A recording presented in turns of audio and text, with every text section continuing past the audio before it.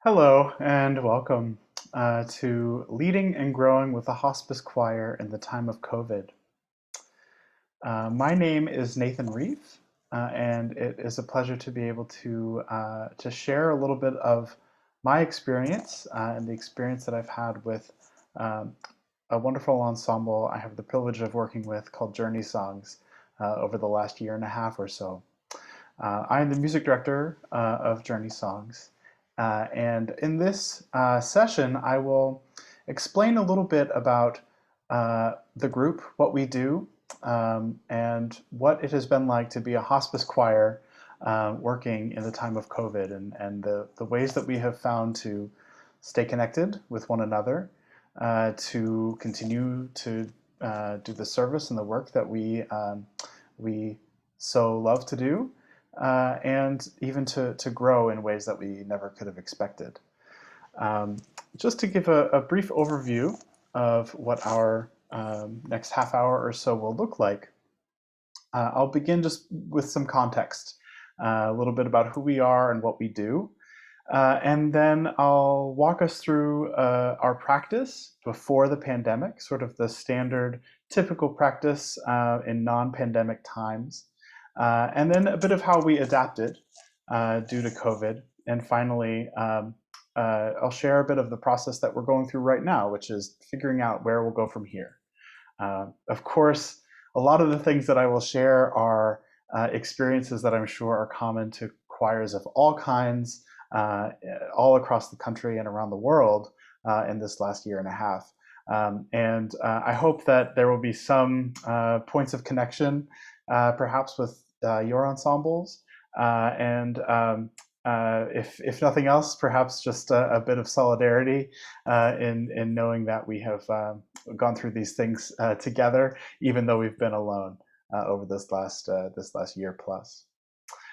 So to begin, I think it's important to share some terms and some context as well.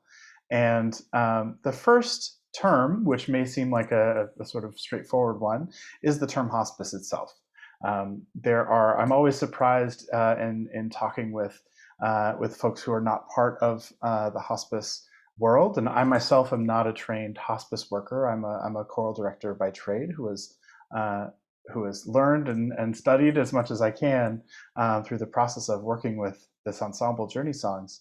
But there are many folks, even within the choral world, that I've talked to about our work, who have had, I think, some misconceptions or perhaps some confusion about what it is that hospice choirs do. And I certainly don't mean to speak for all hospice choirs. I can only speak for our own experience. But hospice itself, of course, refers to medical care to help someone with a terminal illness to live as well as possible for as long as possible, with an emphasis on increasing the quality of life.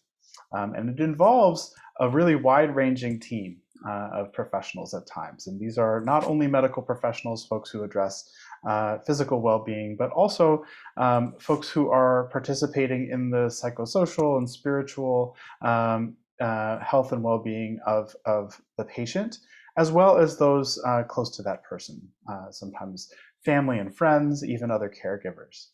And you can see here that hospice also involves a variety of treatment methods, including symptom management, coordination of care, communication and decision making, and a lot of communication about clarification of goals of care and quality of life.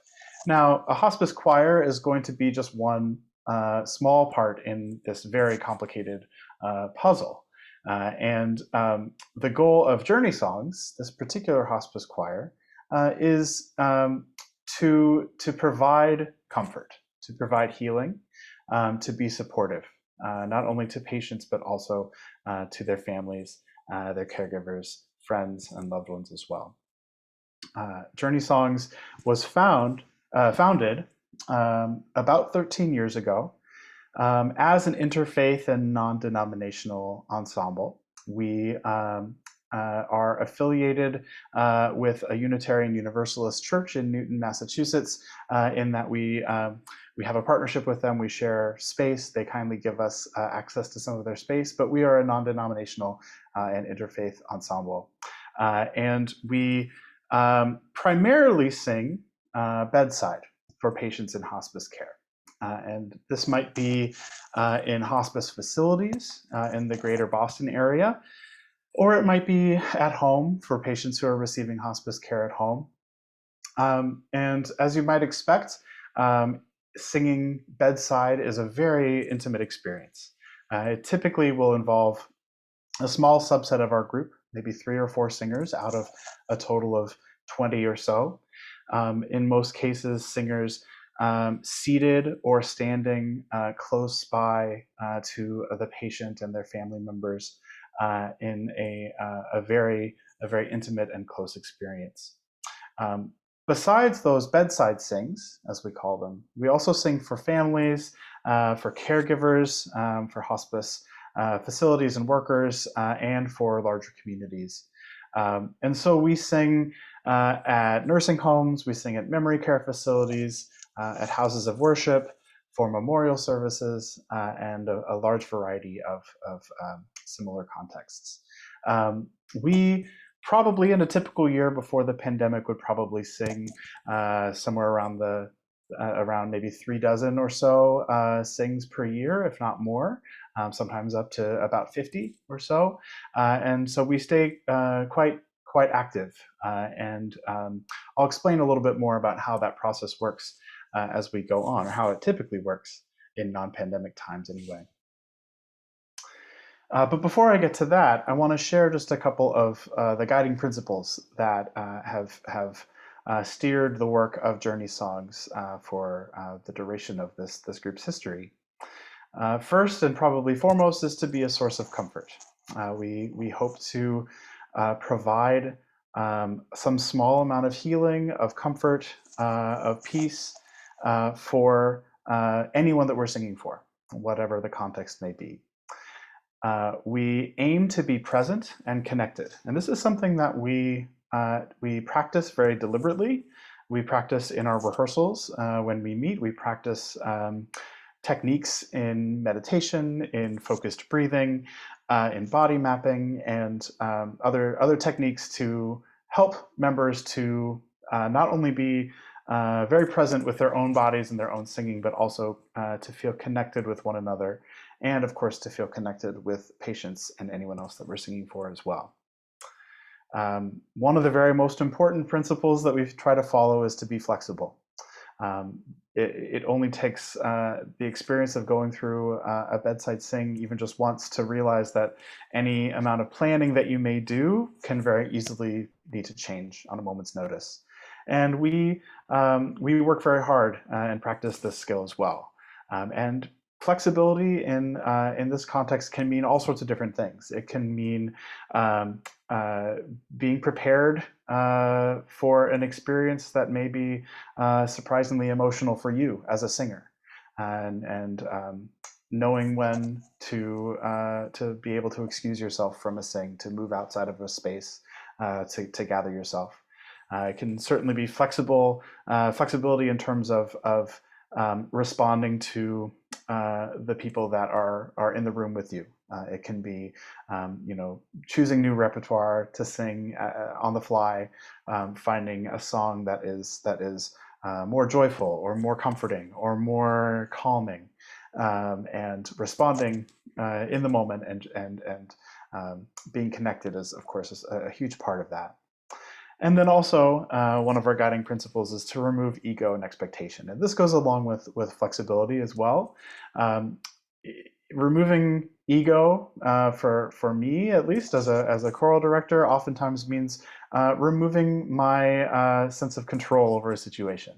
It means removing an expectation of how a quote-unquote performance might feel, or how a quote-unquote audience might react.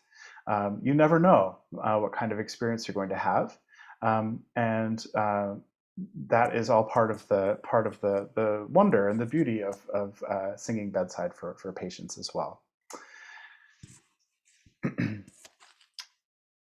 So the practice of singing bedside, and this is before the pandemic began, question of who sings and what does it look like. I mentioned before that oftentimes we would send a small subset of our group, just a few people, into these scenarios. So 3, 4, 5 people would go in to sing bedside, and typically our process would involve someone, perhaps a hospice facility, a caregiver, a family member, reaching out to our ensemble JourneySongs to request a sing. And we have liaisons to work together with folks to coordinate the details of those things. And once all of that is set, and sometimes, of course, it needs to happen on a moment's notice, we work as quickly as we can to gather singers and to assemble a group of folks, hopefully with the different voice parts of our songs represented, but of course not always.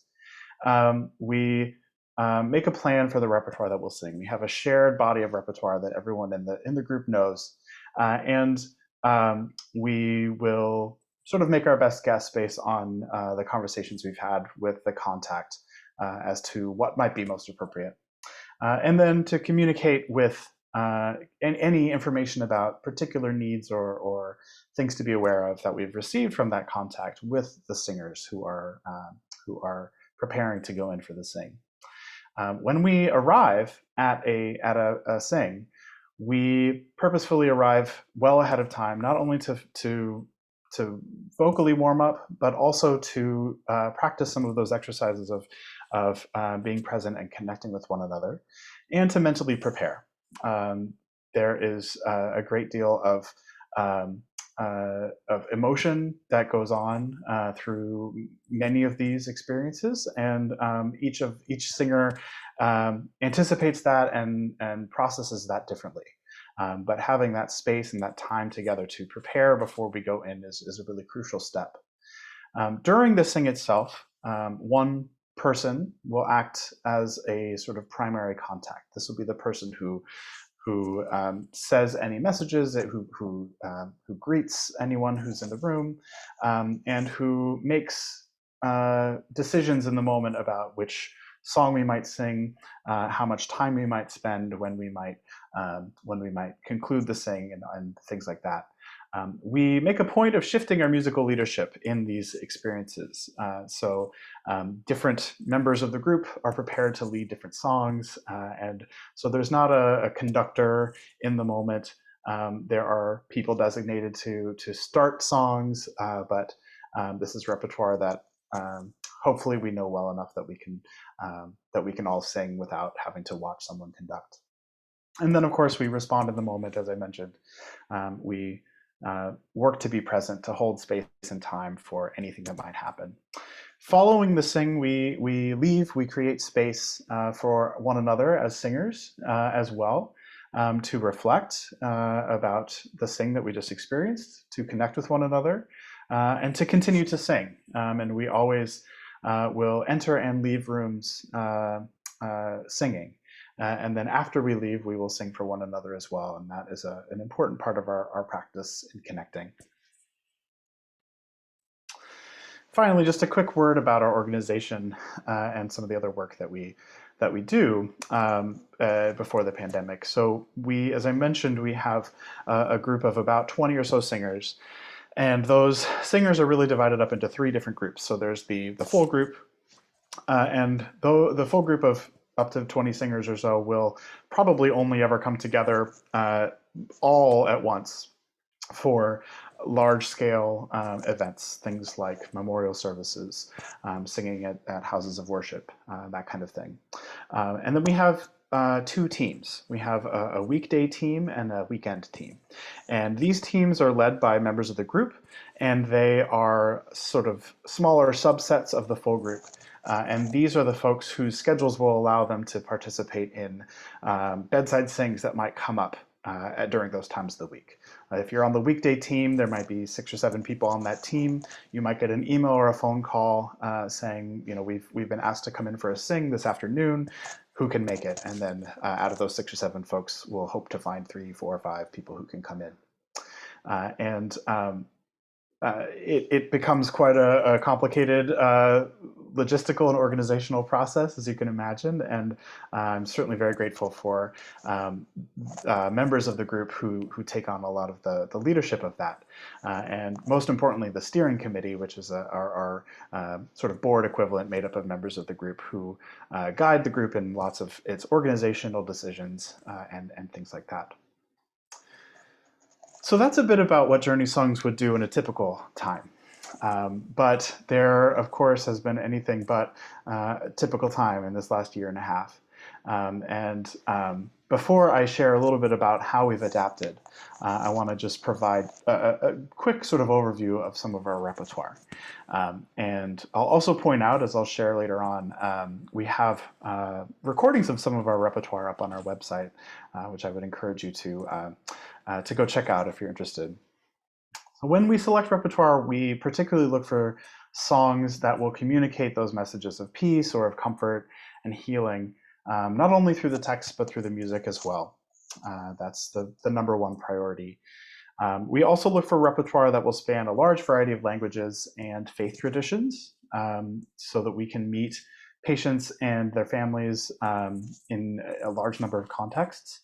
And so the repertoire includes songs that also aim to channel a lot of different emotions, so that we can respond in the moment as well.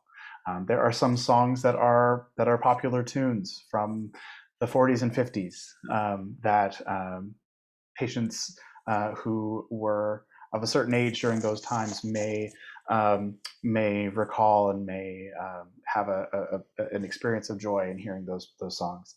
But then there are other songs that are purposefully designed with the intention of being calming, of being comforting, and so on.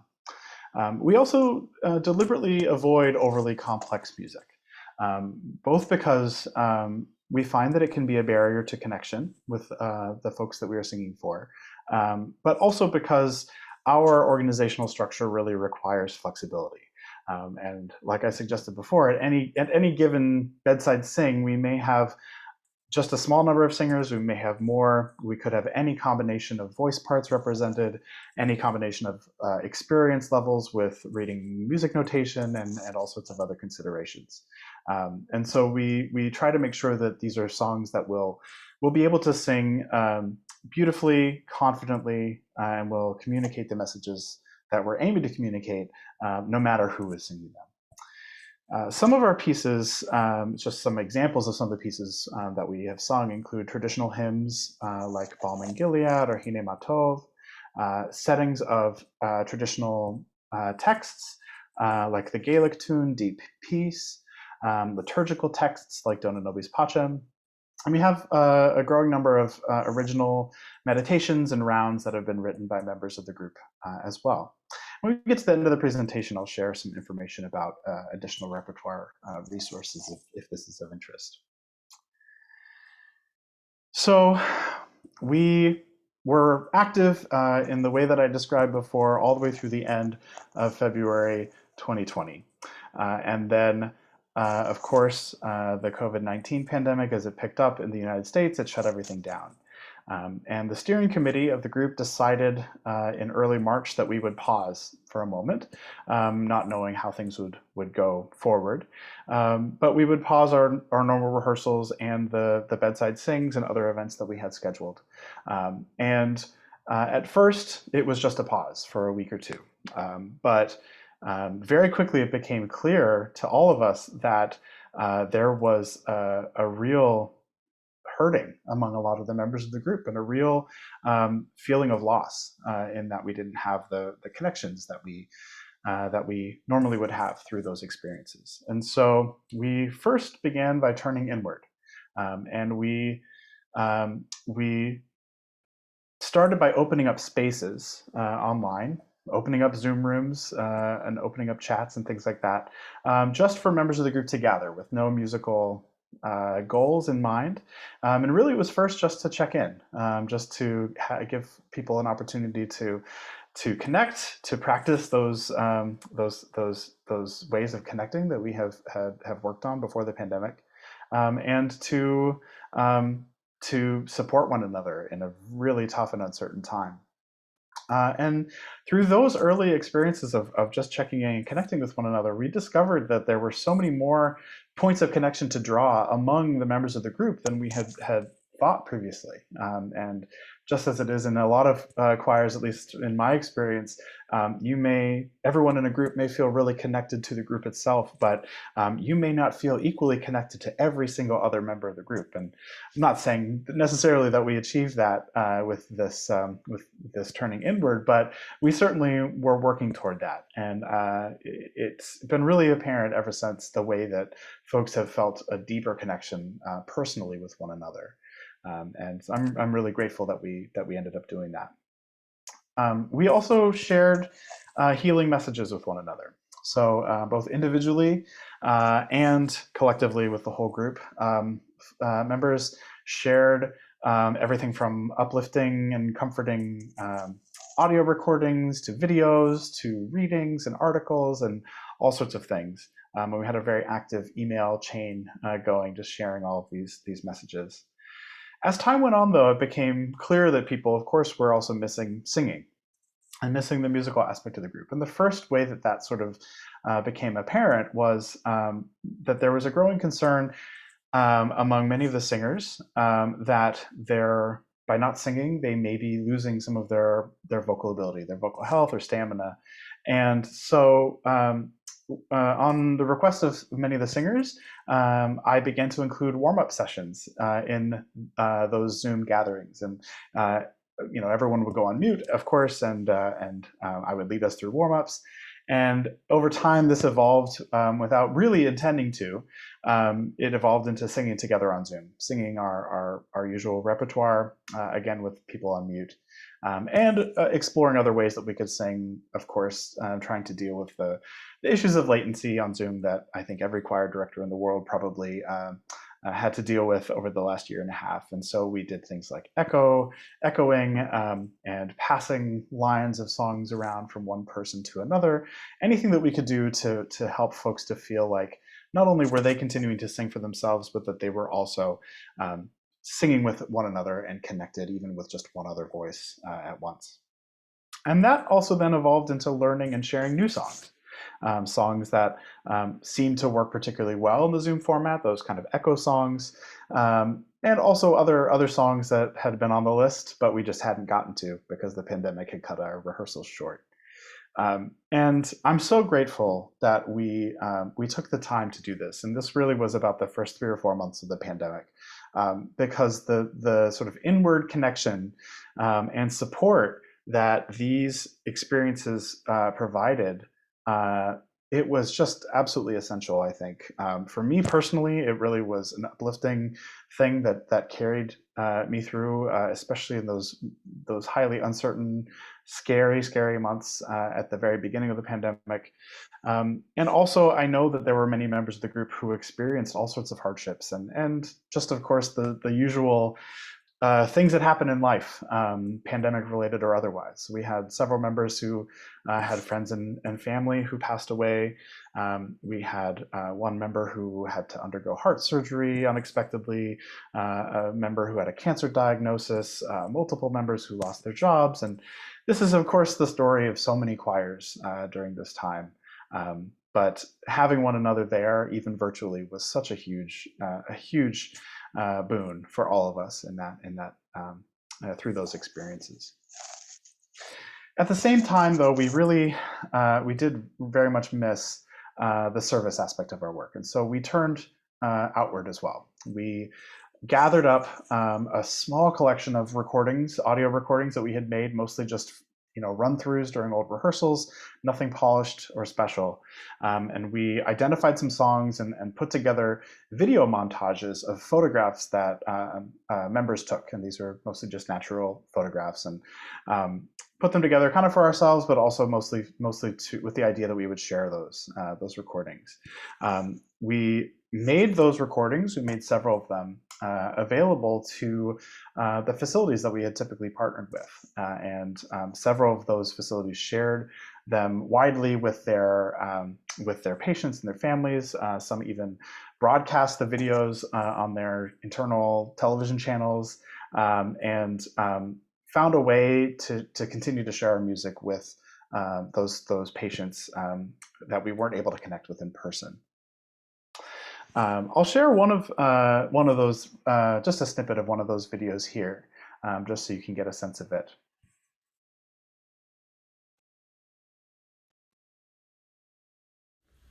Let the life I've lived speak for me. Let the life I've lived speak for me. When I come to the end of this road and I lay down my heavy load, let the life I've lived speak for me. Let the friends I've made speak for me.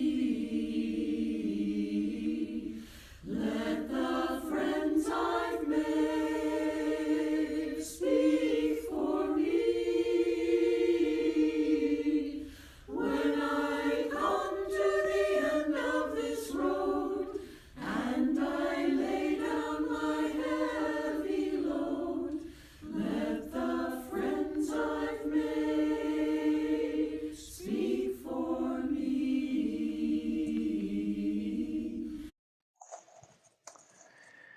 When we recorded these songs originally, they were never intended to be shared outside of the group.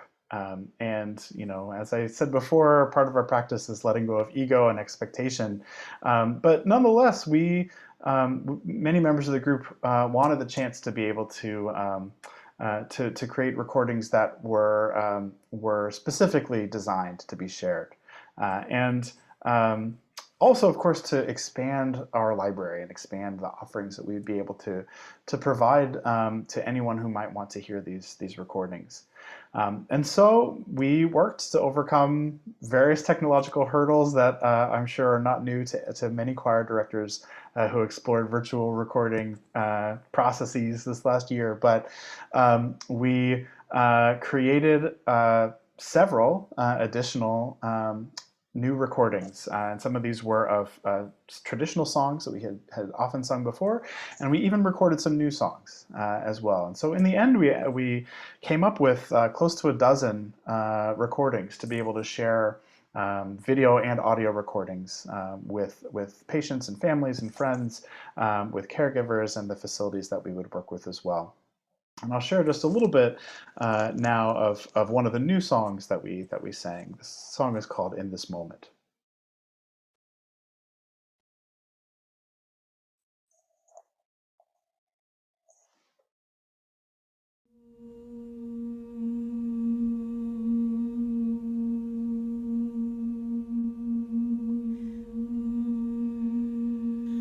I wish you grace in this moment. I wish you peace in this moment. I wish you love in this moment. I wish you healing. I wish you grace in this moment. I wish you peace in this moment.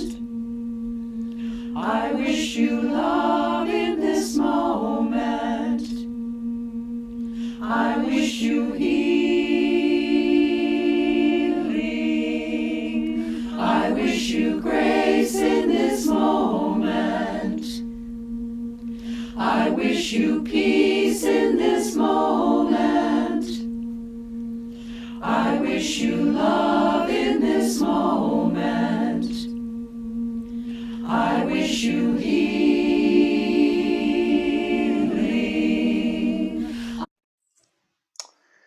So of course that process involved a lot of learning for all of us, making MIDI files and practice tracks, guide tracks, and creating lots of voice memos and playing around in GarageBand.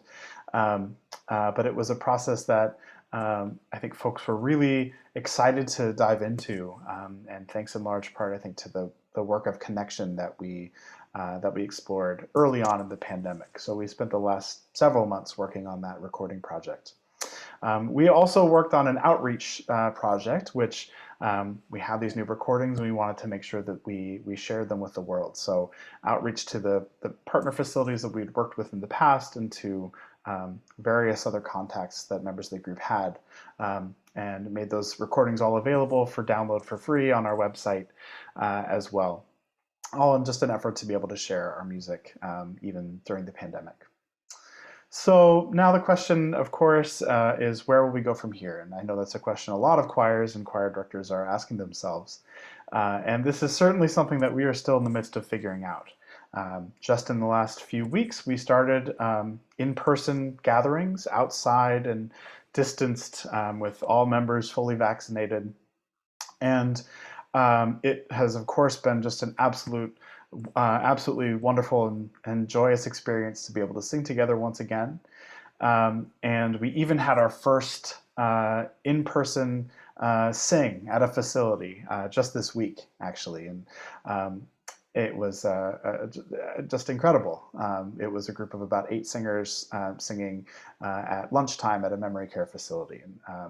And heard from several of the singers afterwards how they felt like no time had passed at all, and that we still were just as connected, and if not even more, to one another and to the music, and able then to be even more connected with everyone who was attending.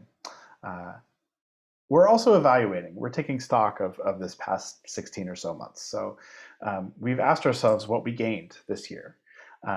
And I think, as I've mentioned, personal connection within the group is a huge thing, and it has really kept us going, and has been a real motivator for us looking ahead too. And I think it's really strengthened all of our determination to find ways to continue our service during the pandemic, and hopefully looking ahead to after the pandemic as well. Many members of the group have learned a lot, and myself included have learned a lot about technology and how we can make use of this. And we've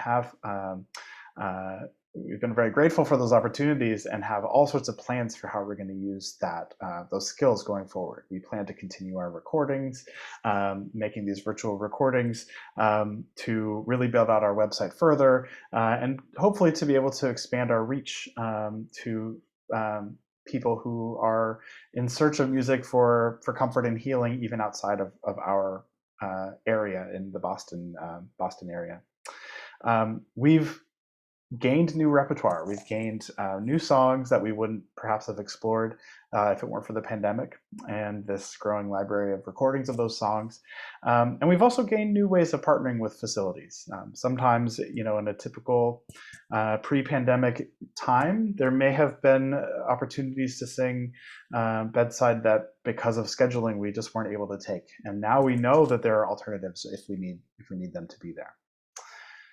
We've also asked ourselves what we lost, and I know that every choir would have a long list of things that they've lost over this last year and a half. And for us, of course, the experience of singing in person and the connection that comes with that for patients and their families and caregivers has been really devastating.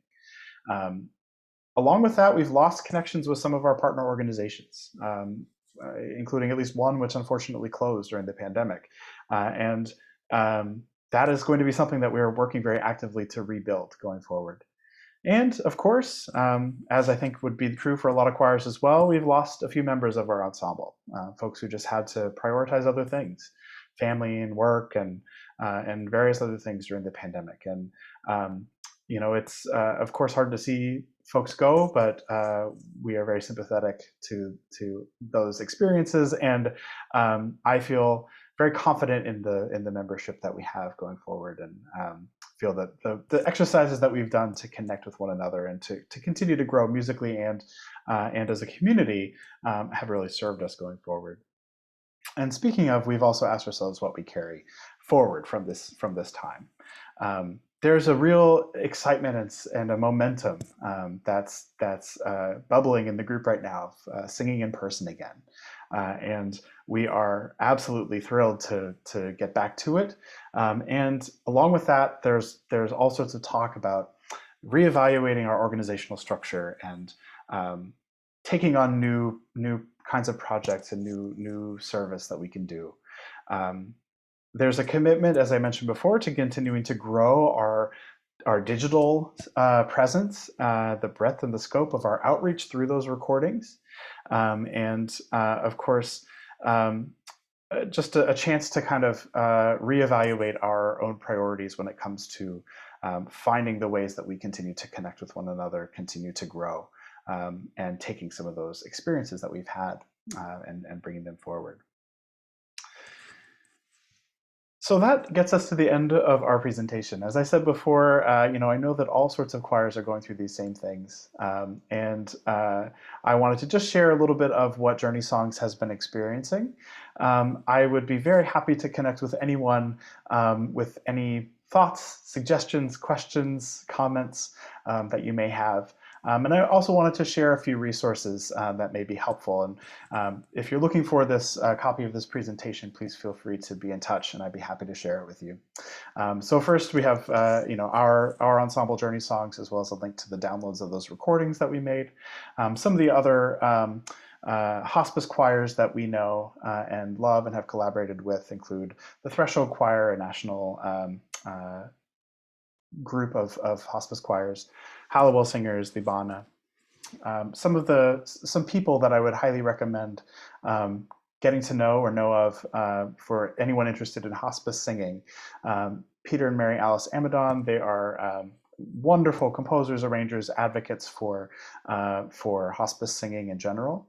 Melanie DeMoore has written many songs that are staples of the hospice choir repertoire and is just an incredible vocal activist, workshop leader, singer, composer, just an incredibly talented person. Lauren Lane Powell, who's since passed away, is a wonderful composer and author on the experience of being a musician and a singer and a songwriter with a terminal illness. And then finally, a few resources on repertoire. A wonderful book on the breath of song by Kathy Leo, which has wonderful information about the process of singing bedside. A documentary film by Camilla Rockwell, Holding Our Own, Embracing the End of Life, on hospice singing. And then 3 songbooks, Angels Hovering Round, Night Passage, and Fire Within. We draw a lot of our repertoire from these books. There are many others out there, but these are some of the resources that we know and love especially. So thank you again for joining. Again, my email is there. Please feel free to be in touch with any questions, comments, or just to connect. I appreciate your time and hope that you enjoy the other offerings at the conference. Thank you so much.